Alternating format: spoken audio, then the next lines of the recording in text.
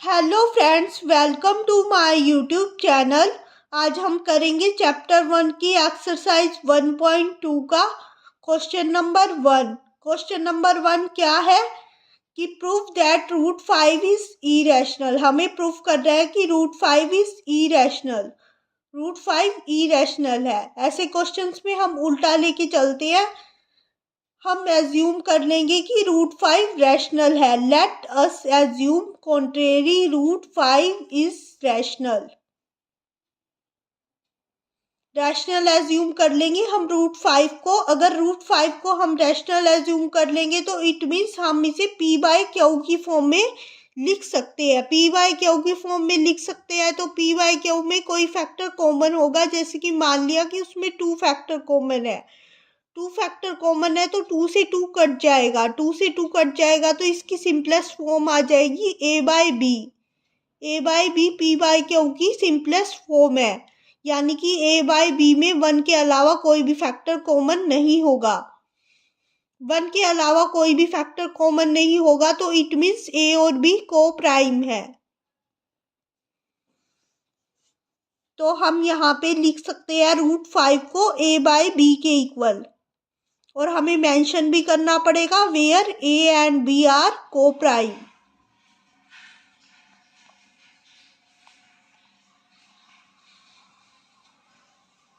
अब हम यहाँ पे इसके नीचे कुछ नहीं है तो 1 लगा देंगे और क्रॉस मल्टीप्लिकेशन करेंगे। क्रॉस मल्टीप्लिकेशन करेंगे तो ए 1 जा ए, यहाँ पे हो जाएगा रूट 5b। Root 5b। अब करेंगे squaring both sides. Squaring both sides. A का square equal to root 5b का स्केयर। ए का स्केयर हो जाएगा, रूट 5 का स्केयर 5 हो जाएगा, बी का स्केयर हो जाएगा।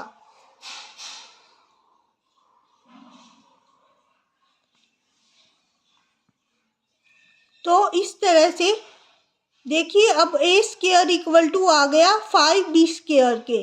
5b स्केयर के आ गया इक्वल ए स्केयर। तो ए स्केयर किससे डिविजिबल है? ए स्केयर 5 से डिविजिबल है। A square is divisible by 5।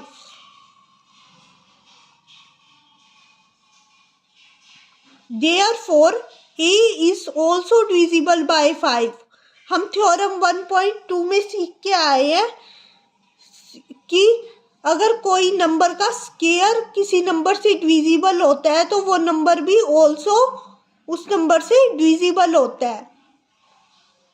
तो इसलिए ए स्केयर अगर 5 से डिविजिबल है तो ए भी ऑल्सो डिविजिबल होगा 5 से। तो हमें यहाँ पे मेंशन करना है कि ए स्केयर अगर डिविजिबल है 5 से तो ए भी डिविजिबल होगा 5 से।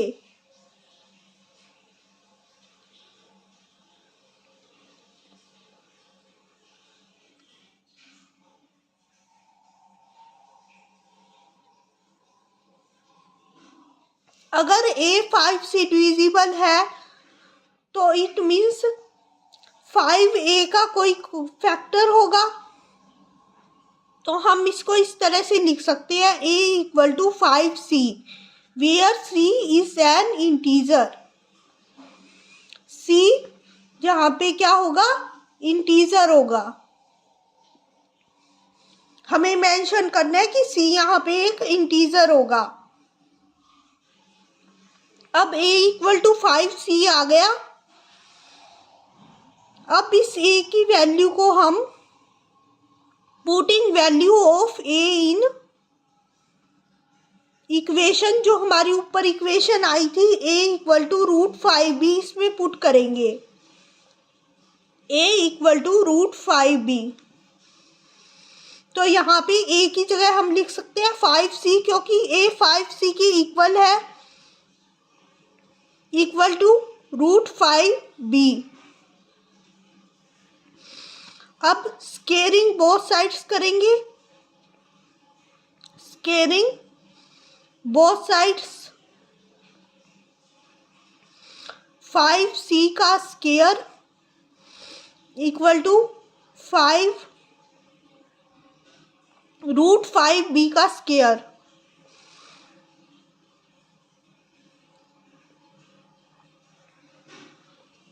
फाइव का स्क्वायर 25,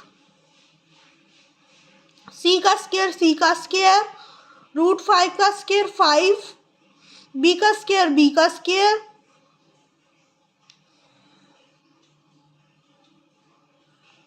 25c स्क्वायर। ये 5 यहाँ पे मल्टीप्लाई में इधर आके डिवाइड में हो जाएगा इक्वल टू b स्क्वायर 5 5 जा 25 आ जाएगा 5c square equal to b square. अब लिख देंगे अगर 5c square equal to b square है तो b स्क्वायर 5 से डिविजिबल होगा। b square is divisible by 5, b square is divisible by 5।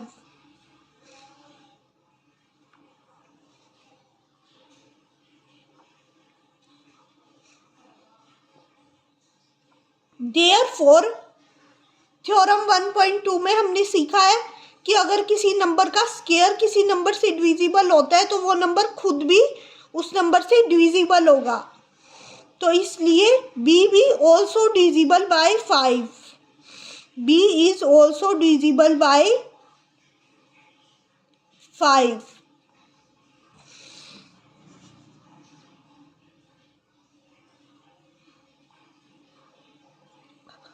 अब a और b में एक कॉमन फैक्टर आ गया। a भी डिविजिबल है 5 से और b भी डिविजिबल है 5 से।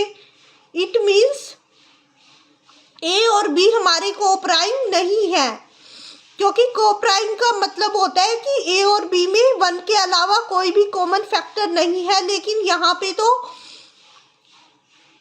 हमारे पास ये सिचुएशन आ गई है कि a और b में एक कॉमन फैक्टर है, वो है 5, क्योंकि a भी डिविजिबल है 5 से और b भी डिविजिबल है 5 से। इट मीन्स एक और कॉमन फैक्टर है इसका, वो 5। तो इसका मतलब हमारी जो a और b है वो कोप्राइम नहीं है। सिंस, तो हम इसे लैंग्वेज भी लिखेंगे, since a and b are not coprime.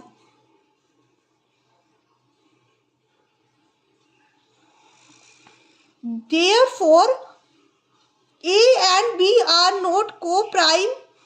ऐसा किस लिए हुआ? co-prime नहीं है क्योंकि हमने कुछ गलत एज्यूम कर लिया। हमने गलत ये एज्यूम कर लिया कि root 5 is rational, root 5 is rational, root 5 rational है। हमने ये गलत एज्यूम कर लिया, तो इसका उल्टा सही होगा, रूट 5 एक रैशनल है।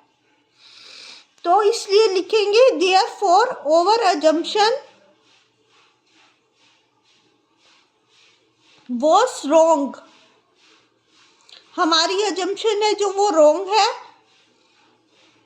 और therefore root 5 is irrational. Root 5 rational नहीं, इरेशनल नंबर है एक। ओके।